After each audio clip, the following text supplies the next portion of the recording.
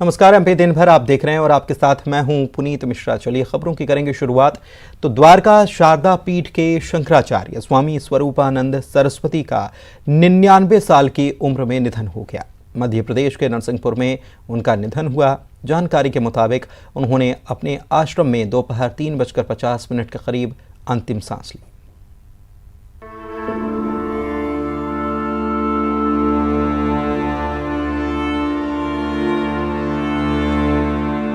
शंकराचार्य स्वामी स्वरूपानंद सरस्वती का 99 साल की आयु में रविवार को निधन हो गया। उन्होंने मध्य प्रदेश के नरसिंहपुर जिले के ज्योतेश्वर के परमहंसी गंगा आश्रम में माइनर हार्ट अटैक आने के बाद दोपहर 3:50 पर अंतिम सांस ली। जैसे ही स्वरूपानंद के ब्रह्मलीन होने की खबर बाहर आई, भक्तों में शोक की लहर दौड़ पड़ी। आश्रम में बड़ी संख्या में उनके भक्त पहुंचने लगे। ये धर्म समाज के लिए अपूरणीय क्षति है, क्योंकि जगतगुरु जी से बड़ा सन्यासी इस पूरी पृथ्वी पे नहीं था इतनी उम्र दराज। और एक तरीके से जनमानस को अनाथ करके चले गए जगतगुरु जी हम लोग को छोड़ के।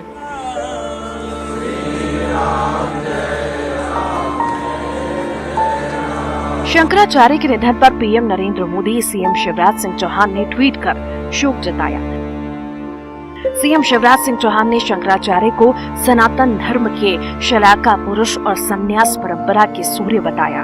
तो वहीं पूर्व सीएम कमलनाथ, दिग्विजय सिंह, वीडी शर्मा ने भी ट्वीट कर दुख जताया। इस सनातन धर्म की सबसे बड़ी क्षति मुख्य आचार्य में हमारे पूज्य गुरुदेव दोनों पीठ के आचार्य थे, ज्योतिष द्वारिका शारदा पीठाधीश्वर जगतगुरु शंकराचार्य महाराज श्री ने जो हम पूरा जीवन धर्म के लिए लगाया।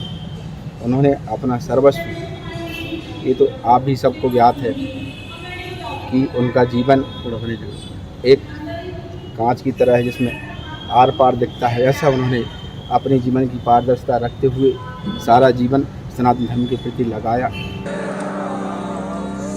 बताया जा रहा है कि शंकराचार्य लंबे समय से बीमार चल रहे थे। उनका बेंगलुरु में इलाज चल रहा था। हाल ही में वे आश्रम लौटे थे। शैवनाथ, दशनामी, अघोर और शाक्त परंपरा के साधु संतों को भू समाधि दी जाती है। भू समाधि में पद्मासन यानी सिद्धि आसन की मुद्रा में बैठकर भूमि में दफनाया जाता है। अक्सर ये समाधि संतों को उनके गुरु की समाधि के पास या मठ में दी जाती है। शंकराचार्य स्वामी स्वरूपानंद सरस्वती को भी भू समाधि उनके आश्रम में ही दी जाएगी। शंकराचार्य श्री स्वामी स्वरूपानंद सरस्वती का जन्म प्रदेश के सिवनी जिले के दिगोरी गांव में ब्राह्मण परिवार में हुआ था। उनके माता पिता ने बचपन में इनका नाम पोथीराम उपाध्याय रखा था। महज 9 साल की उम्र में इन्होंने घर छोड़ धर्म की यात्रा शुरू कर दी थी। इस दौरान वो काशी पहुंचे और यहाँ इन्होंने ब्रह्मलीन श्री स्वामी करपात्री महाराज से वेद वेदांग शास्त्रों की शिक्षा ली थी। Bureau report, news 18, Madhya Pradesh, Chhattisgarh. स्वामी स्वरूपानंद सरस्वती के निधन के बाद भोपाल के मठ में भी शोक की लहर है। जवाहर चौक स्थित शंकराचार्य मठ में शिष्यों में शोक है। सभी शिष्य और उनके अनुयायी नरसिंहपुर जाने के लिए तैयारी कर रहे हैं। स्वामी स्वरूपानंद सरस्वती भोपाल प्रवास के दौरान शंकराचार्य इसी मठ में रुका करते थे। भोपाल जब स्वामी स्वरूपानंद जी यहाँ पर आते थे तो इसी आश्रम जो कि मठ है शंकराचार्य जी का, यहाँ पर राजधानी भोपाल में झंडेश्वर मंदिर के पास जो मठ है शंकराचार्य मठ, यहाँ पर आकर वो रुकते थे। यहाँ पे अपने अनुयायियों से, वो तमाम लोगों से यहीं पर मुलाकात करते थे और कई दिनों तक यहाँ पर रहते थे। बताया जा रहा है कि पिछले साल जो है स्वामी स्वरूपानंद यहाँ पे आए थे। जो खबर आई है काफ़ी दुखद। उसके बाद यहाँ पे जो उनके जो व्यवस्थापक हैं, जो उनसे जुड़े हुए जो लोग हैं, यहाँ पे आप देख सकते हैं कि यहाँ पे सभी शोकाकुल है। हम कुछ लोगों से बात करेंगे। जो खबर आई है काफ़ी दुखद खबर है। स्वामी जी का इस आश्रम से लगाव था, इस मठ में आके वो रुकते थे, क्या कहेंगे? ये धर्म समाज के लिए अपूरणीय क्षति है, क्योंकि जगतगुरु जी से बड़ा सन्यासी इस पूरी पृथ्वी पे नहीं था इतनी उम्र दराज। और एक तरीके से जनमानस को अनाथ करके चले गए जगतगुरु जी हम लोग को छोड़ के। आखिरी बार कब आए थे महाराज जी? आखिरी बार जगतगुरु जी महाराज 2020 में पधारे थे, जनवरी में। रुके थे क्या यहाँ पे? यहाँ पे काफ़ी लंबे समय का प्रवास रहा और लोगों को काफ़ी अपने प्रवचनों से अनुग्रहित करते रहे, कृपा बरसाते रहे। अब ये दुखद खबर मिली है जो हम लोगों के लिए जो है असहनीय हो रही है। क्या कह सकते, कुछ कह नहीं सकते। कैमरामैन मनीष के साथ मनोज राठौर, न्यूज़ 18 भोपाल। इंदौर में सीएम शिवराज सिंह चौहान ने प्रधानमंत्री नरेंद्र मोदी की 20 साल की उत्कर्ष राजनीतिक यात्रा की गाथा मोदी @20 का विमोचन किया। इस मौके पर सीएम ने कहा कि मोदी देखने में कठोर लग सकते हैं, लेकिन वो अंदर से उतने ही संवेदनशील हैं, असाधारण व्यक्ति हैं। कहा कि जो गुजरात पीने के पानी के लिए तरस जाता था, उन्होंने गुजरात में भूजल स्तर बढ़ाने का अभियान चलाया, नर्मदा का पानी भी गांव-गांव तक पहुंचाया। उन्होंने ये भी कहा कि मोदी अब दुनिया के लीडर हैं, अब दुनिया उनके बिना नहीं चल सकती। मोदी जी ने झाड़ू उठाई तो पूरा देश झाड़ू लेकर खड़ा हो गया। इंदौर ने तो प्रधानमंत्री की प्रेरणा से सफाई का पंच लगा दिया। इतना संवेदनशील हृदय कि अपने साथी अगर रह गए तो इतना कष्ट कि वो कष्ट आंखों के सहारे बह निकला। एक नहीं, उनके व्यक्तित्व के अनेकों पहलू हैं। ये मैं कर्मकांड की बात नहीं कर रहा, कहने के लिए नहीं कह रहा। वो असाधारण व्यक्तित्व है। 26 जनवरी 2001 को भूकंप आया, भुज अंजार तहस नहस हो गया और बाद में फिर जहां तक मुझे ध्यान है 1 अक्टूबर को मोदी जी गुजरात के मुख्यमंत्री बने। हम वो भूकंप में तबाह भुज और अंजार देख के आए थे, युवा मोर्चे के कार्यकर्ता के नाते हम भाग गए थे। 100 दिन के अंदर सारा मलबा हटाने का काम हुआ और 3 साल में फिर से भुज और अंजार ऐसे हो गए कि आज देश की ग्रोथ का इंजन बन गए। इंदौर में हार्ट अटैक के बाद प्रदेश बीजेपी प्रवक्ता उमेश शर्मा का निधन हो गया। कल ही वे गुजरात चुनाव में ड्यूटी के बाद लौटे थे और सीने में उन्हें दर्द की शिकायत हुई थी। तुरंत उन्हें निजी अस्पताल में इलाज के लिए भर्ती कराया गया, लेकिन इलाज के दौरान उनका निधन हो गया। निधन की सूचना मिलते ही मुख्यमंत्री शिवराज सिंह चौहान और बीजेपी महासचिव कैलाश विजयवर्गीय अस्पताल पहुंचे और उमेश शर्मा की पार्थिव देह के दर्शन कर उन्हें श्रद्धांजलि अर्पित की। सीएम ने कहा है कि असमय उमेश शर्मा के निधन से वज्रपात हुआ है और प्रदेश के कार्यकर्ता बेहद दुखी हैं। वज्रपात हुआ है, अकल्पनीय हम सब लोगों के लिए है। मुझे तो उम्मीद थी कि आज हम फिर मिलेंगे। कल ही गुजरात से वो लौटे थे, वहाँ पार्टी ने उनको जिम्मेदारी दी थी और आज बिना कुछ बताए अचानक हम सबको छोड़ के चले गए। ओजस्वी वक्ता, कुशल संगठक, पूरा जीवन जिनने पार्टी को समर्पित कर दिया था, ऐसे साथी को खोके आज पूरा इंदौर दुखी है। पूरे प्रदेश में भाजपा के कार्यकर्ता दुखी हैं। जो आता है उसे जाना है, लेकिन अगर कोई ऐसा चला जाए असमय तो मन में गहरी वेदना छोड़ के जाता है। उनकी कमी हम कभी पूरी नहीं कर सकते। उनका परिवार हम सबका परिवार है, उसके साथ हम खड़े हैं। मध्य प्रदेश में 13 सितंबर से मानसून सत्र की शुरुआत हो रही है। इसको लेकर सोमवार को सर्वदलीय बैठक बुलाई गई है। विधानसभा स्पीकर गिरीश गौतम का कहना था कि बैठक में सत्र को सुचारू रूप से चलाने को लेकर बातचीत की जाएगी।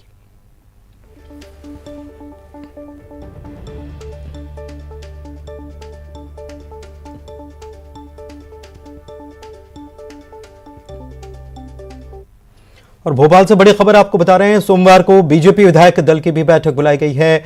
सोमवार की शाम को सीएम हाउस में यह बीजेपी विधायक दल की बैठक है। विधानसभा का सत्र, मानसून सत्र शुरू होने वाला है। 13 सितंबर से इसकी शुरुआत हो रही है और इस मानसून सत्र को लेकर बीजेपी विधायक दल की बैठक सीएम हाउस में कल शाम बुलाई गई है। एक तरफ सर्वदलीय बैठक बुलाई गई है और इसके साथ ही बीजेपी विधायक दल की बैठक भी कल शाम को बुलाई गई है।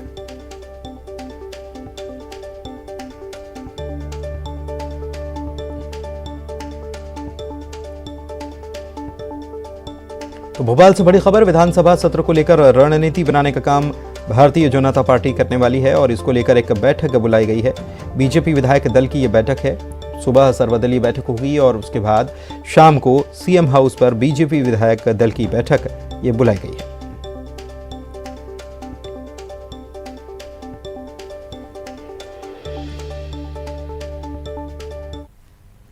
17 सितंबर को प्रधानमंत्री नरेंद्र मोदी श्योपुर आने वाले हैं। प्रधानमंत्री के दौरे से पहले सीएम शिवराज सिंह चौहान ने कूनो पालपुर में तैयारियों का जायजा लिया।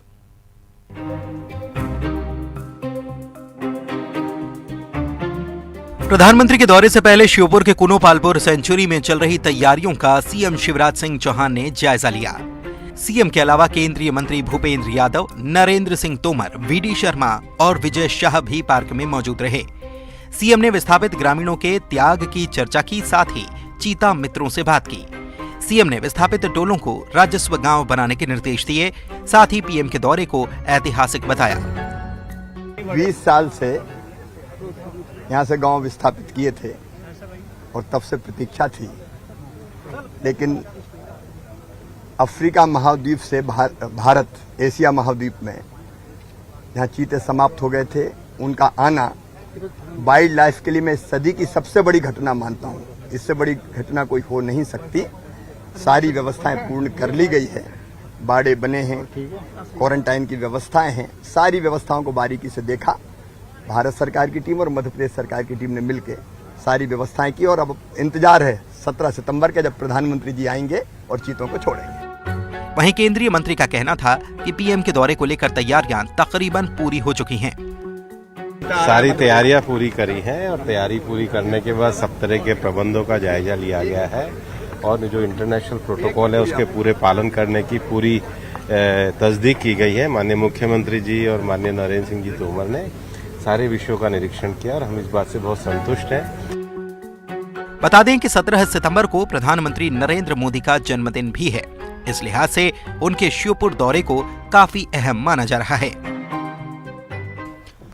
प्रदेश के जबलपुर संभाग में यूरिया वितरण में गड़बड़ी मामले में सीएम शिवराज सिंह चौहान के हस्तक्षेप के बाद पहली बड़ी कार्रवाई हुई है। 3 दिन तक चली जांच में गड़बड़ी की शिकायत को सही पाया गया। इसके बाद डीपीएम के फर्टिलाइजर्स प्राइवेट लिमिटेड का लाइसेंस निरस्त किया गया है। संचालक द्वारका प्रसाद गुप्ता पर यह कार्रवाई की गई है। बता दें कि कृभु को श्याम कंपनी और डीपीएम की शिकायत हुई थी और जांच में यूरिया के परिवहन और वितरण में अनियमितताएं पाई गई हैं। सीएम शिवराज ने खुद पूरे मामले को लेकर फीडबैक लिया था और अफसरों को जांच का जिम्मा दिया था और जिम्मेदारों पर कार्रवाई करने के निर्देश दिए थे। अभी ये पहली ही बड़ी कार्रवाई है, हो सकता है इस मामले में आगे और भी कार्रवाई देखने को मिले।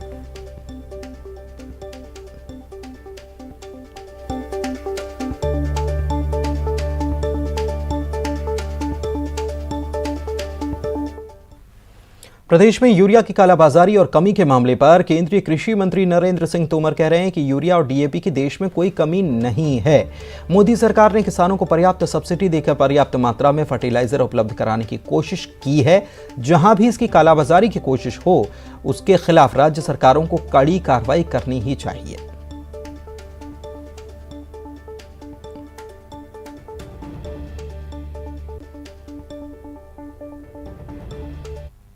यूरिया डीएपी की कोई कमी कंट्री में नहीं है। मोदी सरकार ने पर्याप्त सब्सिडी देकर पर्याप्त मात्रा में फर्टिलाइज़र उपलब्ध कराने का कोशिश की है। जहां भी लोग कालाबाजारी करने की कोशिश करेंगे, उनके विरुद्ध राज्य सरकारों ने कड़ी कार्रवाई करना चाहिए।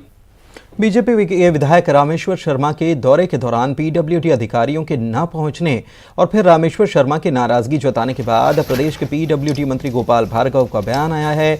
उन्होंने कहा है कि वो भोपाल जाएंगे तो विधायक से जानकारी लेंगे, कुछ चूक हुई होगी तो उसका निराकरण करेंगे।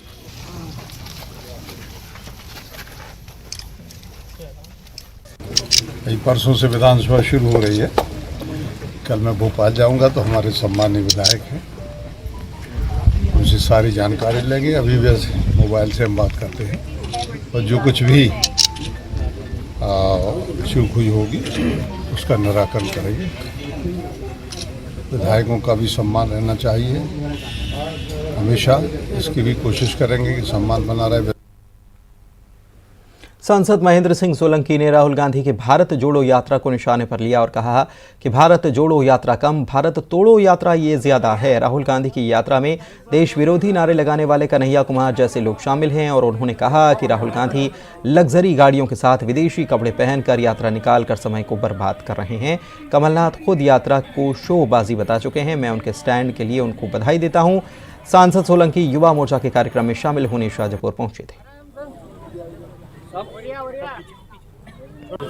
कल जिस प्रकार से एक चर्च के पादरी के साथ राहुल गांधी जी का वीडियो आया और जो पादरी अपने शब्दों के द्वारा सनातन धर्म के देवी देवताओं का अपमान कर रहे हैं, वो घोर निंदनीय है।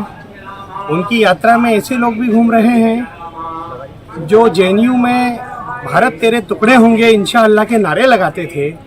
ऐसे कन्हैया कुमार जैसे लोग भारत जोड़ो यात्रा के नाम पर राहुल गांधी जी के साथ घूम रहे हैं। भोपाल विकास प्राधिकरण के फैसले पर सवाल खड़े हो रहे हैं। प्राधिकरण ने दरअसल एक जर्जर बिल्डिंग की लीज को रिन्यू कर दिया है और 30 साल बढ़ा दिया है।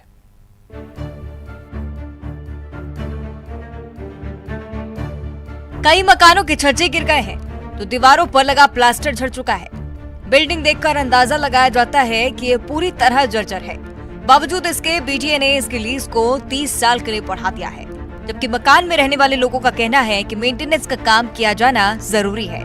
मुझे यहाँ के रहवासियों का फोन गया कि आप यहाँ पे तत्काल आएं और आकर के देखें, हमारी बिल्डिंग गिरने की स्थिति में है। तो यहाँ सुषमा तोमर जी रहती हैं, उनके मकान में जाकर के हमने अंदर देखा तो दीवार ऐसे फट चुकी है, पूरे उसके सरिया निकले हुए हैं, पानी पूरा अंदर आ रहा है और वहाँ जो बड़े बड़े पेड़ हैं वो करके वो अंदर डंगाले आ रही हैं। तो लीज है फिर से बढ़ा दी। और जब मैंने इन लोगों से पूछा उस चीज़ को आकर के कि ये कॉलोनी है किसकी, तो इन्होंने कहा ये बीडीए की कॉलोनी है और इन्होंने फिर से इसको लीज पर देने के लिए हमें बार बार नोटिस दे रहे हैं और कई लोगों ने उसको लीज पे ले भी रखा है। तो अगर इस कॉलोनी का मेंटेनेंस आप नहीं कर सकते, आप लीज बढ़ाइए, हमें उसमें दिक्कत नहीं, लेकिन उस कॉलोनी में रहने के लायक घर भी तो होने चाहिए। अंजलि कॉम्प्लेक्स लीज बढ़ाने का विरोध कर रहा है और मकान को दुरुस्त करने की मांग कर रहे हैं। और इसी के साथ इस बुलेटिन में फिलहाल इतना ही। नमस्कार।